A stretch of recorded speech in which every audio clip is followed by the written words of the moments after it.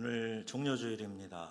우리 예수님께서는 예루살렘으로 나귀 새끼를 타고 입성하셨는데 이날은 단순한 행사가 아니에요. 구약의 약속이 역사 속으로 걸어 들어오는 이제 그런 순간이었고, 천지 만물을 만드신 창조주이신 하나님께서 인간의 몸을 입고 이 땅에 오시고, 그리고 어린 나귀 위에 앉아서 예루살렘에 입성하시는 그런 날이었습니다.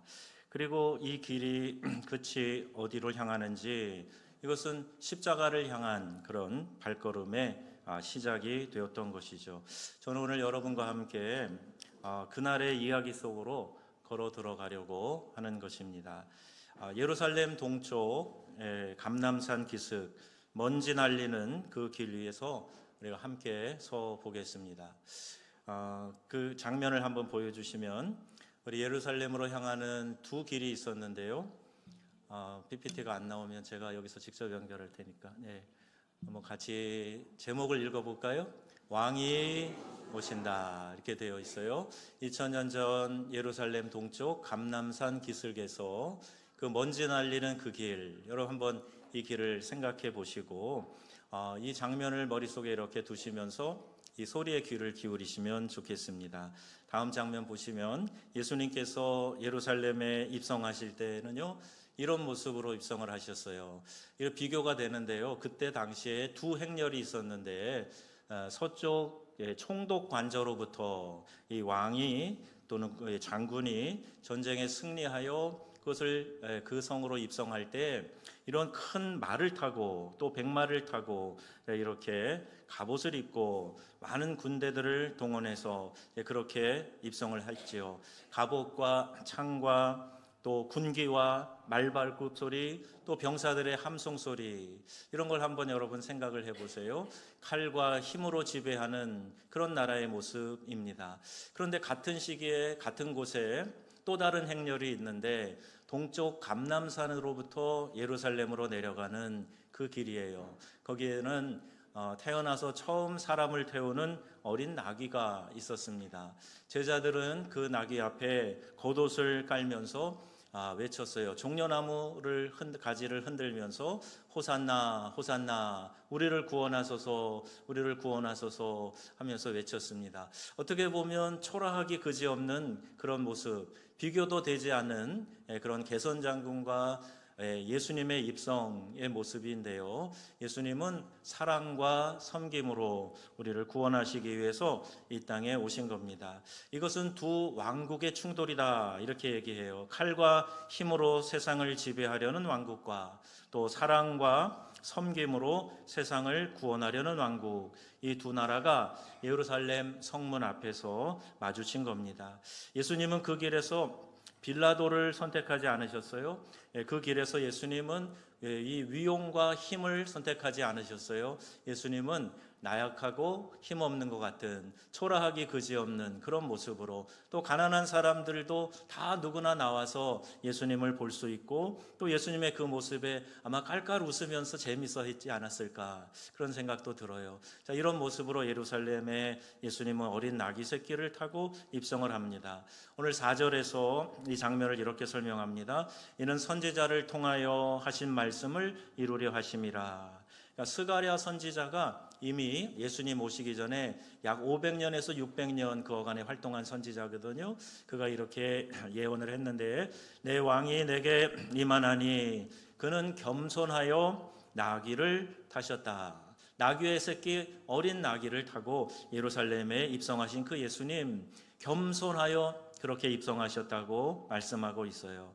그리고 이 말은요, 하나님께서 그 일을 통해 완전히 이루신 것을 말씀하고 있는데요, 하나도 빠짐없이 온전하게 그 약속을 이루셨다는 거예요. 이제 500년이 넘는 시간 동안에 이 스가랴 선지자를 통해 주신 예언의 말씀을 예수님 오시는 그 순간까지 계속해서 하나님은 기억하시고 이 약속을 지켜 나가셨던 겁니다. 사랑하는 성도 여러분, 아직 응답받지 못한 기도가 있습니까? 오래 기다려온 약속이 있으십니까?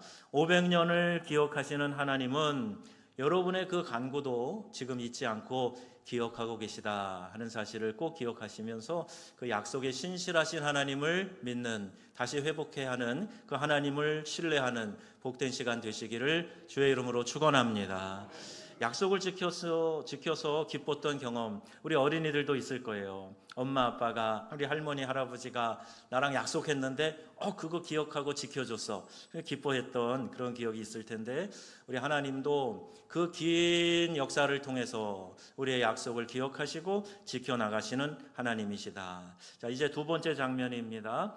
이제 좀 더 깊이 가까이 들어가 볼게요. 예수님이 나귀 쇠기 위에 앉으십니다. 또 제자들은요, 자신의 겉옷을 그 위에 얹었다 그랬죠. 예수님은 그 나귀, 어린 나귀 한 번도 누구를 태워보지 않은 그런 어린 나귀의 새끼를 타고 그 아마 뒤뚱뒤뚱하는 그런 우스꽝스러운 모습으로 입성하고 계시는 거예요. 그런데 이 모습을 빌립보서 2장에는 이렇게 설명합니다. 그는 하나님의 본체시나, 이렇게 얘기해요. 우주 만물을 만드신 그 광대하시고 위대하신 하나님과 같으신 분인데, 이 동등됨을 버리시고 낮고 천한 인간의 모습으로 이 땅에 태어나신 거예요. 자기를 비워 종의 형체를 가지셨다. 예수님은 자기를 다 비워서 창조주 하나님, 그 권능의 하나님 아니라 낮고 천한 인간의 모습으로 오셨다. 이거를 케노시스라고 이렇게 이야기를 합니다. 가장 낮은 곳, 그래서 한 번도 타본 적이 없는 비틀거리는 어린 나귀의 새끼를 타고 입성하신 거예요. 예수님은요, 탄생부터 이 겸손의 모습으로 우리에게 다가오셨어요. 말 구유에 그곳에 태어났었어요. 그리고 모든 사람, 그 어느 누구도 예수님께 나아가는데 불편하지 않도록 예수님은 낮고 천한 모습으로, 겸손한 모습으로 이 땅에 오셨고 또 그를 맞이하게 하셨던 겁니다. 여러분, 당시 가난한 자들에게는요, 이 겉옷이 아주 필수적인 거예요. 지금도 더운 나라 어떤 데 가면요, 낮에는 굉장히 더워요. 그런데 밤에는요, 새벽에는 기온이 뚝 떨어져요. 지금 요새 우리 날씨처럼요, 낮과 또 밤이 기온 차이가 심합니다. 이 겉옷은 밤에는 덮는 이불 역할도 했던 건데, 가장 귀한 소유물, 그것을 계산하지 않고 먼지 가득한 그 길바닥에 깔은 거예요. 그리고 비록 초라하지만 왕이신 예수님을 환영합니다 하면서 호산나를 외치고 자기의 겉옷을 깔았어요. 오늘 내가 주님 발 앞에 기꺼이 내려놓아야 할 겉옷이 뭔가, 우리의 겉옷이 뭔가, 나는 꽉 붙잡고 있는 소중하다고 여기는 그것이 뭔가, 자존심일까요? 아니면 내가 이루고자 하는 어떤 욕망, 계획, 이런 것일까요? 요새 시간이 참 아까워, 시간 쓰는 것에 그냥 굉장히 인색한데 그 시간일까요? 우리 예수님 앞에, 예루살렘으로 입성하시는 그분 앞에 여러분의 겉옷을 기꺼이 내려놓는, 그래서 입성하시는 예수님을 진심으로 축하하고 맞이하는 그런 우리 귀한 명성의 가족들 되시기를 축복합니다. 몇 해 전에 한 소방관 이야기가 회자됐었는데요, 화재 현장에서 아이를 구하다가 두 다리에 심한 화상을 입었던 그런 일이에요. 또 회복하는 병상에 가서 기자가 물어봤답니다. 아니, 거기 불길이 막 타오르고 있는데 어떻게 그 안으로 들어가셨어요? 그랬어요. 그때 소방관이 하는 이야기예요. 안에 아이가 있으니까요. 내가 들어가지 않으면 아이가 나오지 못하니까요. 그리고 그 불구덩이로 뛰어 들어갔던 거예요. 저는 이 이야기를 들으면서 종려주일이 떠올랐습니다. 예수님은 왜 이 길을 걸으셨을까?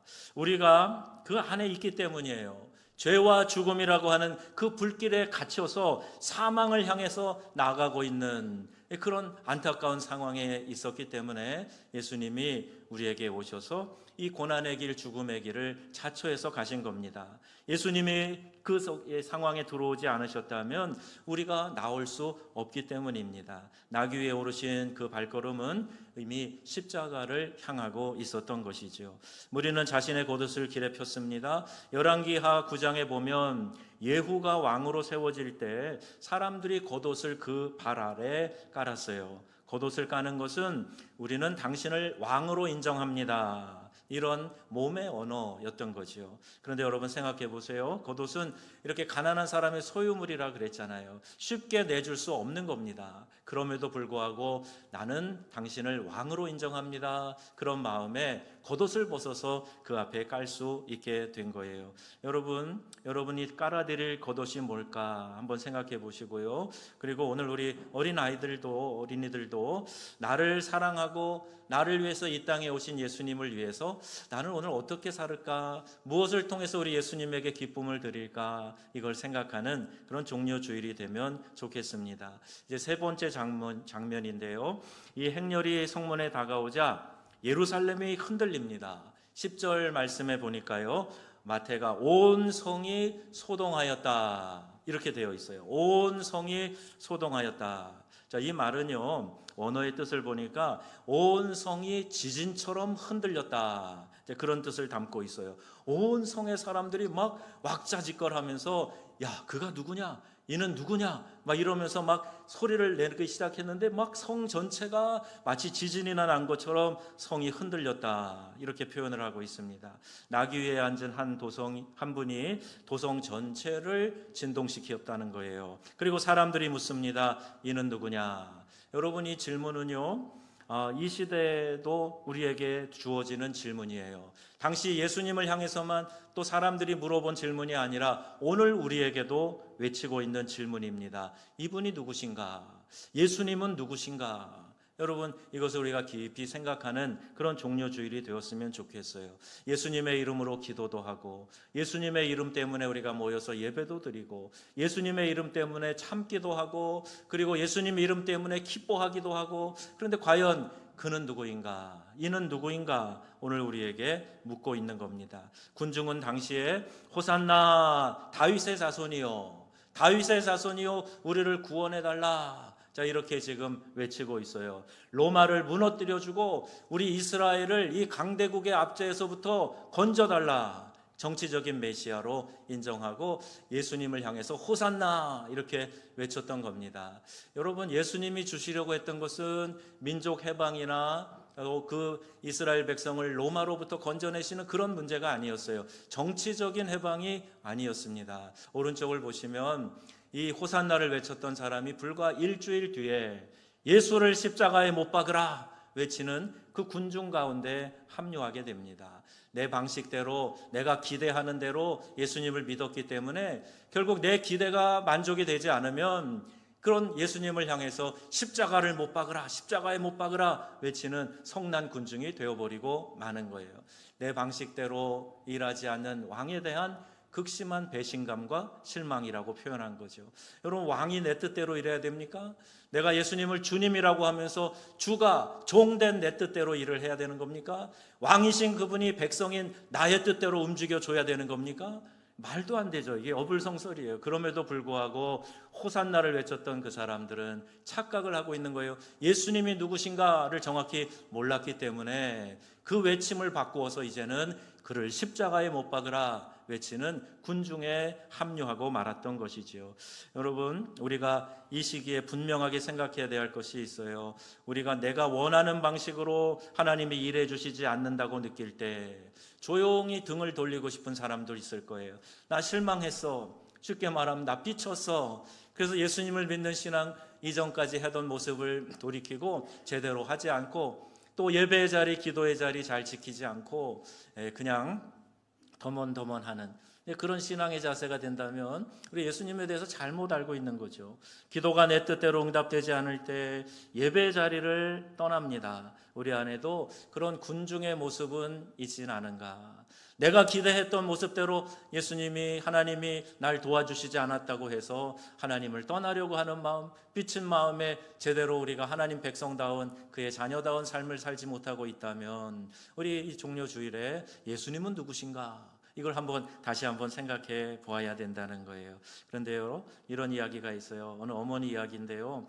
6.25 우리 한국 전쟁의 피난길에 12살 아이와 헤어지게 됩니다. 헤어질 때 엄마가 안타까워 약속한 거예요. 야, 전쟁 끝나면 고향 마을 우리 우물가 있지? 거기에서 꼭 다시 만나자. 이렇게 하면서 아이를 떠나보내게 됐다는 겁니다. 엄마는요, 5년 동안, 10년 동안, 20년이 되도록 계속 그 자리에 자주 나가서 혹시 아들이 돌아오지 않나 이렇게 기다렸다는 거예요. 그 우물가를 떠나지 않았어요. 그런데 무슨 일인지 이 아이는요, 세상 살기 바빴든지 아니면 기억 상실이 되었든지 오랫동안 이걸 생각하지 못하다가 뒤늦게 다 나이 들어가지고 이제 30이 훌쩍 넘어갔고 이걸 생각하게 됐어요. 그리고 나서 이제 혹시라도 이렇게 하는 마음에 그곳에 갔더니 아주 야위신 또 늙으신 어머님이 그 자리에 계셨던 겁니다. 그리고 그때 어머니가 나지막히 딱 한마디, 나 너를 기다렸다 이렇게 말씀했다는 거예요. 여러분, 하나님은 우리보다 훨씬 더 오래, 훨씬 더 신실하게 우리를 기다리고 계시는 분이심을 믿으시기 바랍니다. 때로는 우리가 등을 져도, 때로는 우리가 좀 삐쳐서 하나님과 거리 두기를 해도, 우리가 호산나를 외치다가 그 입술을 거두어서 삐죽거리고 있어도 그분은 그 자리에 계시다는 거예요.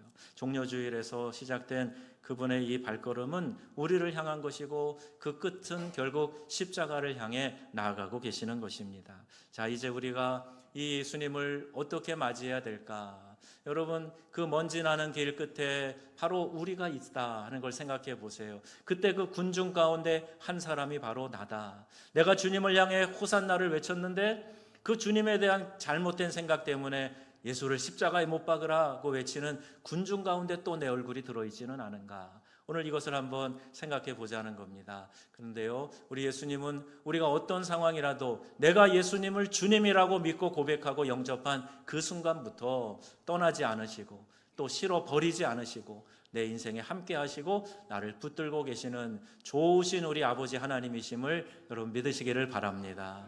내가 변덕스럽다고 주님도 그럴 거라 그렇게 착각하시면 안 돼요. 그런데 우리 주님은 신실하시고요.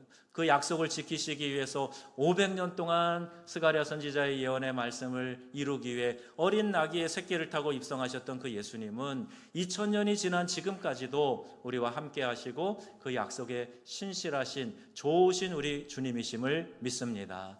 예수님이 친히 말씀하셨어요. 인자가 온 것은 섬김을 받으려 함이 아니라 도리어 섬기려 하고 자기 목숨을 많은 사람의 대속물로 주려 함이라.